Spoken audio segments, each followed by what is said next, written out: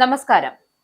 അമേരിക്കയും ഇറാനും തമ്മിൽ നടത്തുന്ന ചർച്ചകളിൽ വലിയ പുരോഗതിയുണ്ട് എന്ന് വ്യക്തമാക്കിയിരിക്കുകയാണ് മറ്റാരുമല്ല US. Vice president JD. Vance. അതായത് അന്താരാഷ്ട്ര ആണവോർജ ഏജൻസിയുടെ പരിശോധനകൾക്ക് ഇറാൻ അനുമതി നൽകിയിരിക്കുകയാണ്. ഇക്കാര്യമാണ് വാൻസ് വ്യക്തമാക്കിയിരിക്കുന്നത്. അവരുടെ ആണവ ശേഖരത്തിൽ അല്ലെങ്കിൽ ആണവ പ്രവർത്തനങ്ങൾ നടക്കുന്നിടത്ത് ഒരു പരിശോധന നടത്താൻ ഇറാൻ അനുമതി നൽകിയെങ്കിൽ അവർ അത്രത്തോളം അമേരിക്കയെ വിശ്വസിക്കാൻ ശ്രമിക്കുന്നു എന്നതിന്റെ വ്യക്തമായ തെളിവ് കൂടിയാണ്. ഇസ്രയേൽ ലെബനിൽ നടത്തിയ ആക്രമണം വെടിനിർത്തൽ കരാറിന്റെ പച്ചയായ ലംഘനമാണ് എന്ന് ആരോപിച്ചുകൊണ്ടാണ് ഹോർമൂസ് കടലിടുക്ക് വീണ്ടും അടച്ചുപൂട്ടുകയാണ് എന്ന് ഇറാൻ വീണ്ടും പ്രഖ്യാപിച്ചത്. ഇതോടെ എന്ത് ചെയ്തു? ആദ്യം നിലനിന്നിരുന്ന ചർച്ചകൾ തുടരെ അങ്ങനെ പ്രതിസന്ധിയിലാവുകയും ചെയ്തു. എന്നാൽ തുടക്കത്തിൽ ചില അസ്വാരസ്യങ്ങൾ ഉണ്ടായിയെങ്കിലും സ്വിറ്റ്സർലൻഡിലെ ചർച്ചകൾ വിജയകരമായി മുന്നോട്ടു പോയി എന്നും വലിയ പുരോഗതി കൈവരിക്കാൻ കഴിഞ്ഞു എന്ന കാര്യം വാൻസ് വ്യക്തമാക്കിയിരിക്കുകയാണ്. അതായത് ഒരു സമാധാന ശ്രമം ഉണ്ടാകുമ്പോൾ സ്വാഭാവികമായി തടസ്സങ്ങൾ ഉണ്ടാകുമെന്നും ആ തടസ്സങ്ങൾ തരണം ചെയ്ത് അവ മുന്നോട്ട് കൊണ്ടുപോയിട്ടുണ്ട് എന്ന നയമാണ് ഇവിടെ വാൻസ് വ്യക്തമാക്കിയിരിക്കുന്നത്. ആണവോർജ ഏജൻസിയുടെ ഇൻസ്പെക്ടർമാരെ തിരികെ പ്രവേശിപ്പിക്കാമെന്ന ഇറാന്റെ സമ്മതം അമേരിക്കയെ സംബന്ധിച്ചിടത്തോളം എന്താണ് ഒരു വലിയ നാഴികക്കല്ലായി മാറിയിരിക്കുകയാണ്. ഇറാൻ പാർലമെന്റ് സ്പീക്കറും രാജ്യത്തെ ശക്തനായ നേതാവുമായ മുഹമ്മദ് ബാഗർ ഖാലിബാന്റെ നേതൃത്വത്തിലാണ് ഇറാനിയൻ പ്രതിനിധികൾ ചർച്ചകൾക്ക് പങ്കെടുത്തത്. കഴിഞ്ഞയാഴ്ച ഇരു രാജ്യങ്ങളും തമ്മിൽ ഒപ്പുവെച്ച പ്രാഥമിക കരാറിന്റെ ഭാഗമായുള്ള 2 മാസത്തെ ചർച്ചാ കാലയളവിലാണ് ഈ കൂടിക്കാഴ്ച നടക്കുന്നത്. അമേരിക്കൻ ഭീഷണികൾക്ക് മുന്നിൽ കൃത്യമായ രാഷ്ട്രീയ സൈനിക തന്ത്രങ്ങളോടെയാണ് ഗാലിബ് ബാവും സംഘവും സ്വിറ്റ്സർലൻഡിൽ നിലയുറപ്പിച്ചത്. ലെബനിലെയും പലസ്തീനിലെയും തങ്ങളുടെ സഖ്യശക്തികളെ തള്ളിപ്പറയാൻ ഇറാൻ തയ്യാറാകാതിരുന്നത് അമേരിക്കൻ താൽപര്യങ്ങൾക്കേറ്റ കനത്ത തിരിച്ചടി കൂടിയാണ്.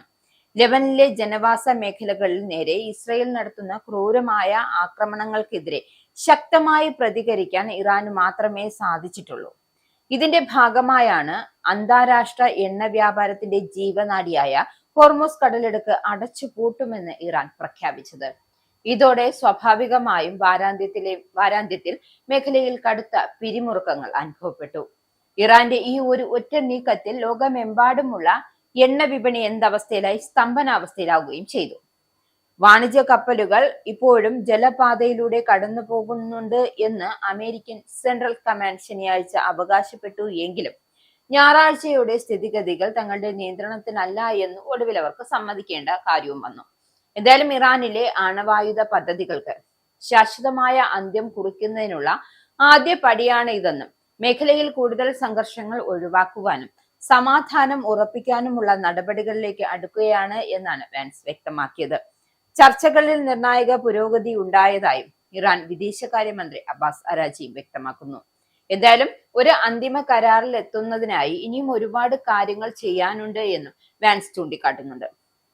അതായത് പ്രത്യേകിച്ച് ആഗോള ഊർജ വിതരണത്തിന്റെ 25% കടന്നു പോകുന്ന ഹോർമൂസ് കടലിടുക്കിൽ മൈനുകൾ നീക്കം ചെയ്യുന്നതിനും കപ്പൽ ഗതാഗതം പുനഃസ്ഥാപിക്കുന്നതിനും അടക്കമുള്ള കാര്യങ്ങളിൽ ഇനിയും നടപടികൾ ആവശ്യമുണ്ട്. അപ്പോൾ ഇറാന്റെ മരവിപ്പിച്ച ആസ്തികൾ വിട്ടു നൽകുന്നതുമായി ബന്ധപ്പെട്ട് ജാരഡ് കുഷ്നും ഖത്തറും ചേർന്ന് ശ്രദ്ധേയമായ ഒരു ഫോർമുല മുന്നോട്ട് വെച്ചിട്ടുണ്ടെന്നും വാൻസ് വ്യക്തമാക്കുന്നുണ്ട്.